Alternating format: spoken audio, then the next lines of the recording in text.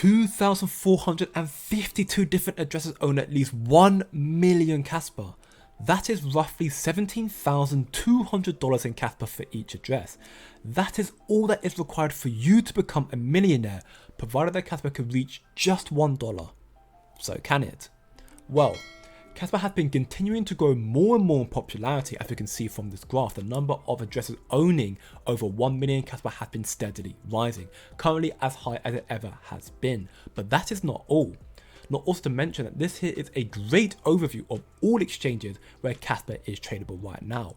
Top 10 exchanges: Lite, Gate, KuCoin, Mexi, and so many more. And this list is continuing to grow as KASPA has now been listed on Stealth EX, a limitless custody-free crypto exchange. But the adoption to KASPA doesn't stop there.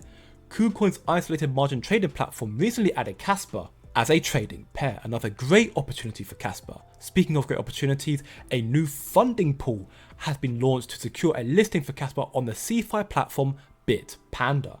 And then more and more places out there in the world are accepting KASPA for their services. As we can see here, 10H11 is a data agency based in Bordeaux and Paris, where you collect, analyze, and visualize your data.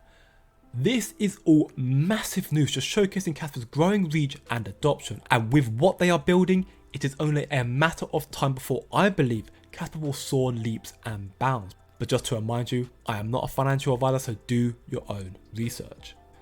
There are many benefits for 10H11 to be accepting KASPA and using KASPA as opposed to other fiats. KASPA Block DAG will be achieving even higher levels of performance, efficiency, and security. Sending KASPA is quick and easy and goes from you to the block DAG to the recipient, whereas with fiat, you send a message to your bank, who contacts the payment processor, who sends the payment message to the recipient's bank before finally reaching the recipient.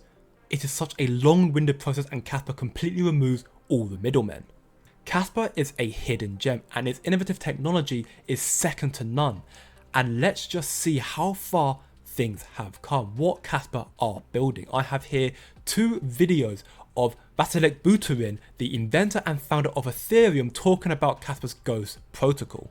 Latest message-driven greedy heaviest observed sub-tree fork choice rule is an adaptation of Ghost, which was proposed by Jonathan Sampolinsky and Aviv Zohar in 2013 to a proof-of-stake context. So the idea of Ghost is basically, it's a fork choice rule that says if you want to figure out which block is the head of the chain, then you start at the beginning, and if there's only one child, you go to the child, but if there's a choice between 2 children, you go to the child that has more messages supporting it. So here, 1 message supporting it, here 4, and then you go up to the next fork, then there's 3 choices, this one has 2, and you go here, and you keep going until you find the head. This technology was created by Jonathan Sompolinsky back in 2013. This whole project, KASPA's whole project, is 10 plus years in the making, and they are proving everyone wrong and solving the deemed impossible blockchain trilemma. So consensus runs on these 2 big algorithms. One of them is this LMD Ghost fork choice rule, which is an adaptation of this Ghost algorithm that was invented by Jonathan Sampolinsky in 2013 to a proof-of-stake context. And the main goal of LMD Ghost is to be able to handle network latency, be able to handle fast messages, and be able to kind of help rapidly confirm blocks, even if many messages come in parallel. Just wait until KASPA's DAG Night launches, which was created by KASPA's founder Jonathan Sompolinsky and Michael Sutton. This technology will allow KASPA to become the first ever parameterless protocol with near instant confirmation times, to become even more impressive. Speaking of which, KASPA's community-driven innovation is paving a way for a robust high-performance network and tackling difficulty adjustments with the upgrade and introduction of the KASPA Improvement Protocols, also known as KIP number 4.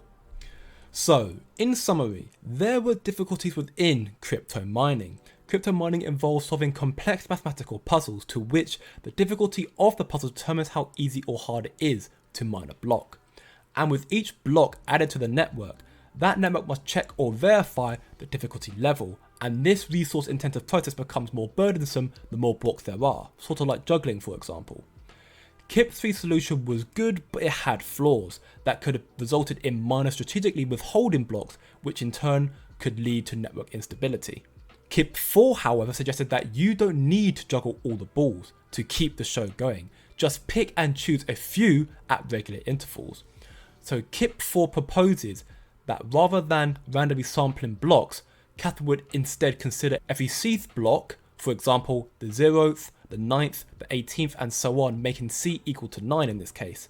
The developers found that this method was surprisingly effective and efficient, therefore it has already undergone successful testing in a controlled environment, so they plan to release a solution to the testnet to see if this really works. It will also imply more significant changes to the KASPA network if it does, but even so, this will be great news for KASPA and one big step towards their goal. So with this, I believe that KASPA can reach $1, but let me know what you think down in the comments below. And if you enjoyed today's video, please like, share and subscribe. But remember, it's just a coin. And I'll see you in the next video.